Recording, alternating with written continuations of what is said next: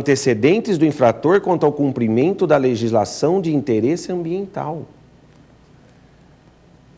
Ele considera os bons ou maus antecedentes ambientais, não necessariamente criminais.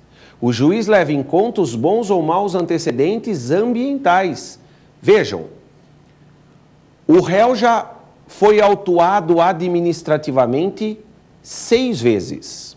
Ele já levou 6 multas administrativas por infração administrativa ambiental, mas nunca respondeu a um inquérito ou processo criminal. Esse condenado tem maus antecedentes ambientais. E a terceira circunstância que o juiz leva em conta é a situação econômica do infrator no caso da multa. Ok? Tranquilo. Agora, olha só. Fixada a pena base, fixada a quantidade de pena, o juiz, fixada a pena base, o juiz aplica as agravantes e atenuantes. Fixada a pena base, o juiz aplica as agravantes e atenuantes. E vejam, a lei dos crimes ambientais tem as suas próprias agravantes e atenuantes, que estão nos artigos 14 e 15 da lei. E aqui eu quero destacar uma agravante, a do artigo 15, inciso 1. São circunstâncias que agravam a pena quando não constituem ou qualificam o crime a reincidência nos crimes de natureza ambiental. A reincidência nos crimes de natureza ambiental. Vejam, na lei ambiental, o juiz só pode reconhecer a agravante da reincidência se for uma reincidência específica em crime ambiental. Se não for uma reincidência específica em crime ambiental, o juiz não pode aplicar a agravante da reincidência. O condenado tem uma condenação definitiva anterior por crime de furto e 1 ano depois é condenado por crime ambiental. Não é reincidente. Tem uma condenação definitiva por crime de furto, 1 ano depois sofre uma condenação por crime ambiental.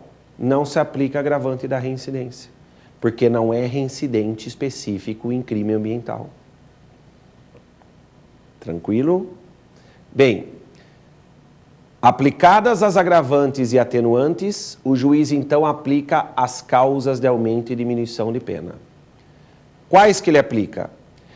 Ele aplica as causas de aumento e diminuição de pena previstas tanto na lei ambiental quanto no Código Penal.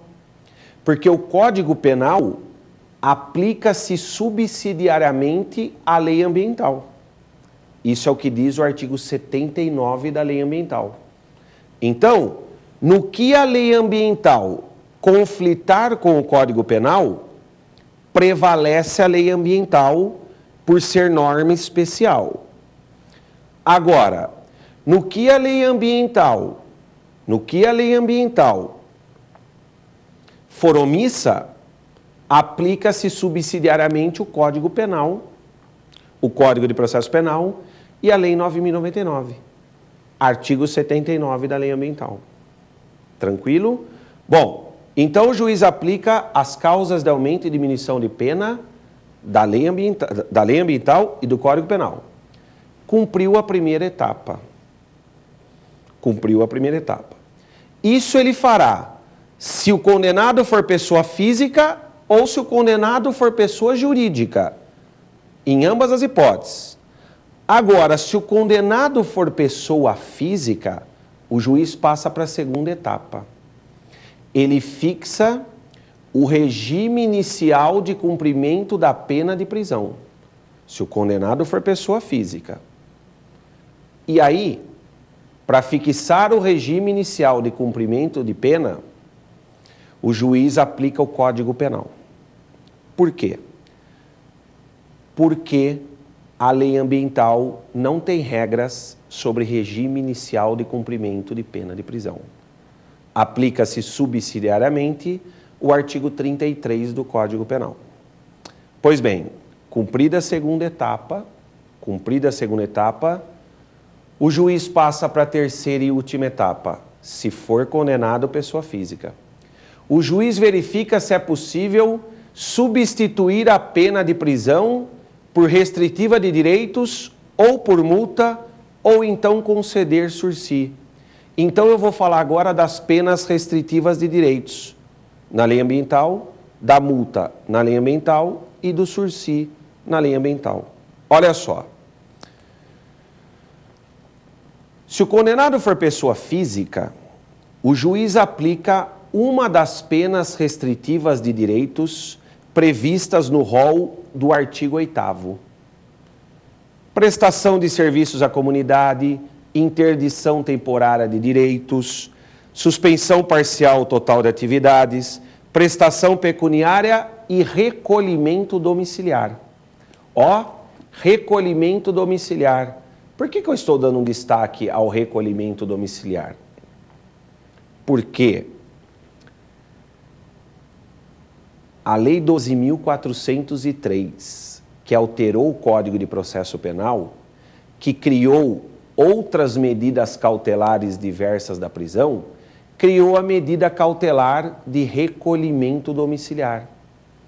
Então agora nós temos no Código de Processo Penal o recolhimento domiciliar como medida cautelar.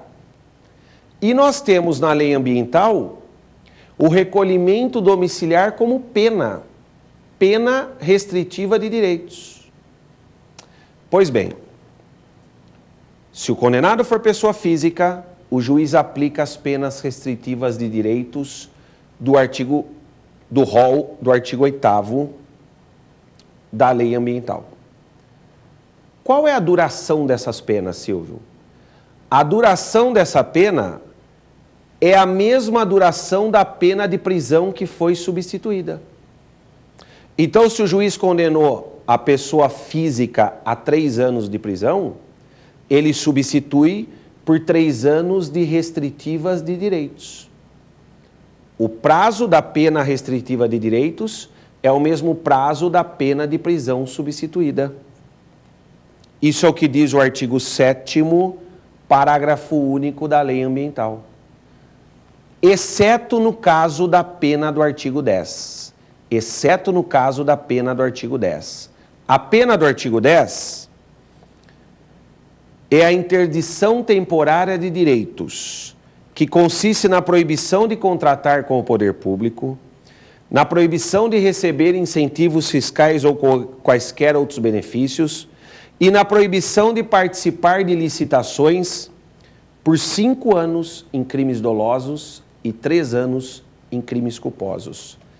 Então vejam, no caso da pena do artigo 10, ela não terá o mesmo prazo da pena de prisão substituída. Ela será de 5 anos em condenação por crime doloso e de 3 anos em condenação por crime culposo. Outro detalhe, quais são os requisitos para a substituição da pena de prisão por restritiva de direitos? Esses requisitos estão no artigo 7º, incisos 1 a 2. E eu vou explorar esses requisitos no último bloco da nossa aula. Ok? Pois bem, se não for possível substituir a pena de prisão por restritiva de direitos, o juiz verifica se é possível substituir a pena de prisão por multa. Por multa. Como, Silvio? O artigo 44 do Código Penal diz que nas condenações até 1 ano, a pena de prisão pode ser substituída por uma pena de multa ou uma restritiva de direitos. Então é assim que o juiz faz. Se o juiz condenou a uma pena de até 1 ano por crime ambiental, ele pode substituir essa pena de multa, de prisão, por uma pena de multa. E como é calculada essa pena de multa? Essa pena de multa é calculada da mesma forma que a pena de multa no Código Penal. Eu também vou explorar isso melhor nos próximos blocos.